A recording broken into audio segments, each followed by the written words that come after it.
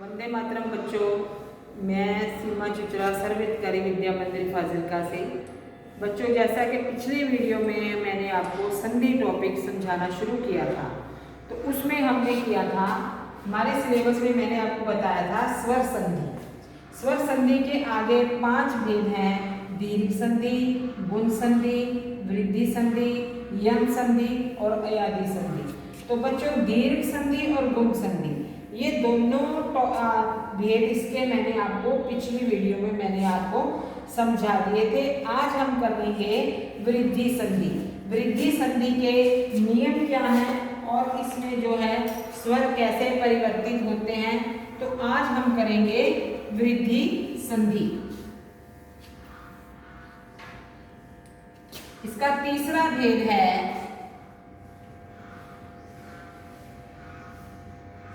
वृद्धि संधि। वृद्धि संधि में बच्चों जो नियम है स्वरों के बदलने का, इसमें ये नियम क्या है कि यदि अ या आ के बाद ए या बड़ी ए आता है तो वह बड़ी ए में परिवर्तित होता है।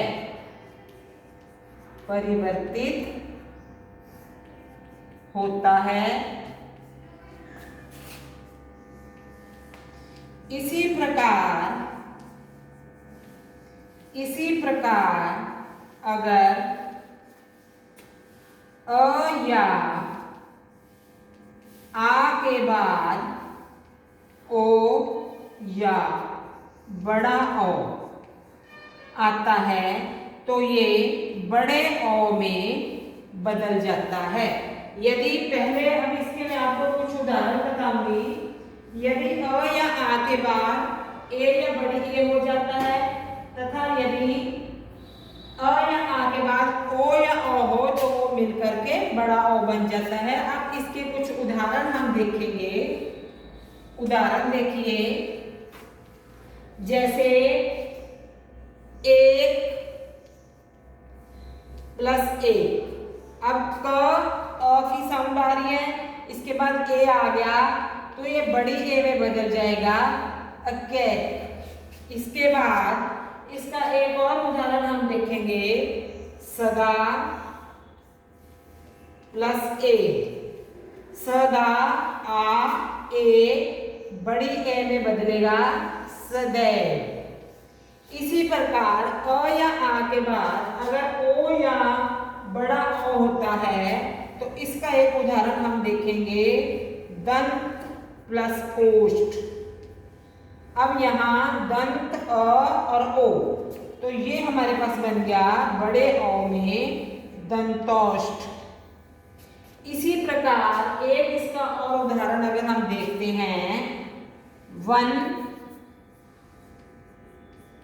+ औषधि। तो अब इसमें हम देखेंगे 1 अ और औ, तो ये भी बड़े ओ में बदलेगा वनौषधि। तो बच्चों, संधि में अगर हमें ये नियम हमारे ध्यान में रहते हैं तो इसमें कोई मुश्किल नहीं आती है। अब इसके बाद हमारा जो चौथा भेद है वो है यंग संधि। इसका अगला जो भेद मैं आपको समझा रही हूं वो है यंग संधि। हाँ, तो बच्चों, इसका अगला जो हमारा चौथा भेद है वो है यंग संधि।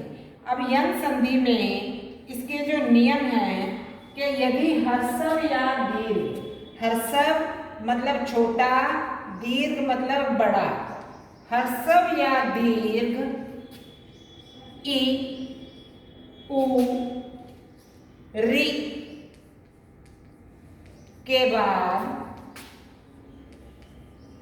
कोई भी भिन्न स्वर आता है, इनसे भिन्न, इनसे अलग कोई भी भिन्न स्वर आए तो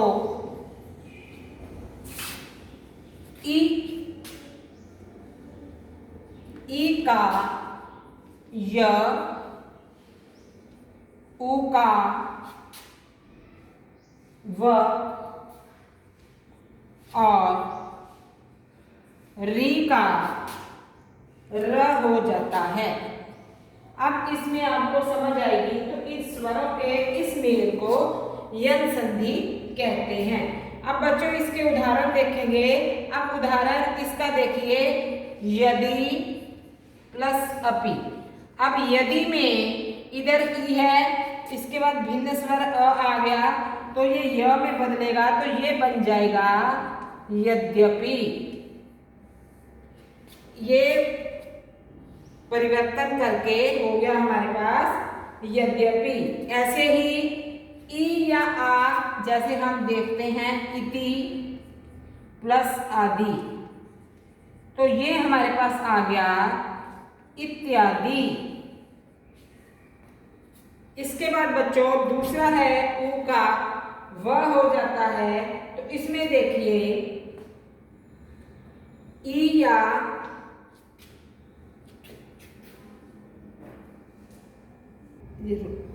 वि प्लस उ, तो इसमें ई और उ, अब ये बन जाएगा हमारे पास व्यू। इसके आगे इसका और उदाहरण हम देखते हैं, जैसे प्रति, एक, तो ये बनेगा प्रत्येक। ऐसे ही री का जो र बनता है तो उसमें है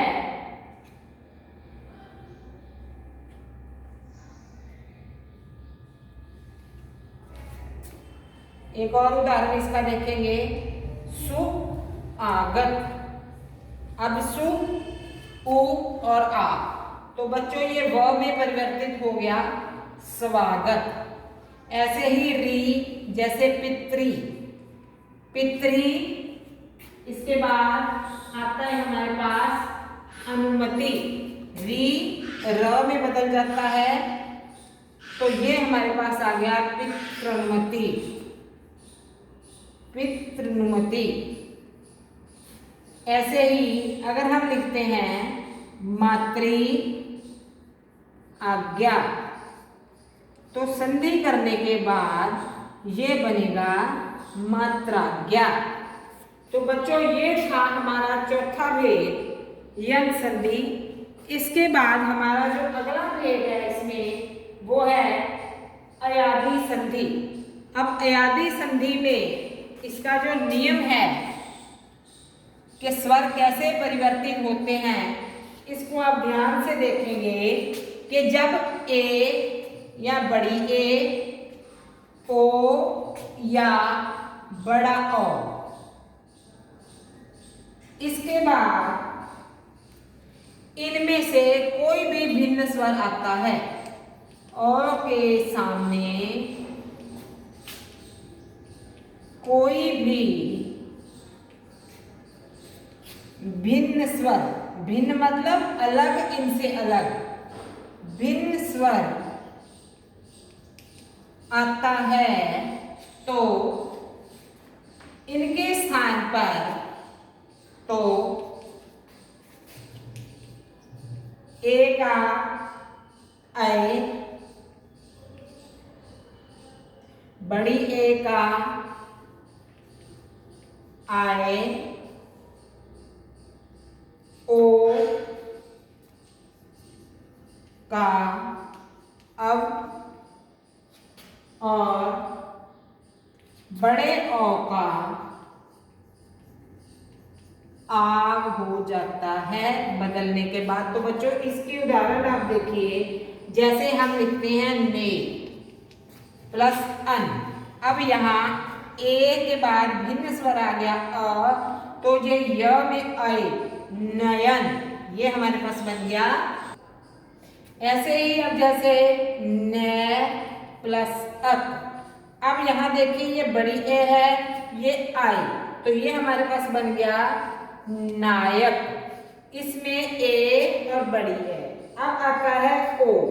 अब जैसे ओ, भो +1, भो।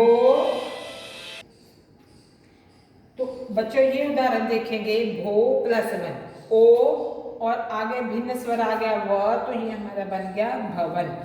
ऐसे ही पौ, ओ बड़ा ओ, तो ये आएगा, ये हमारे पास आ गया पौ के बाद हम लिखते हैं अक, पौ अक, तो ये बनेगा हमारे पास पावक।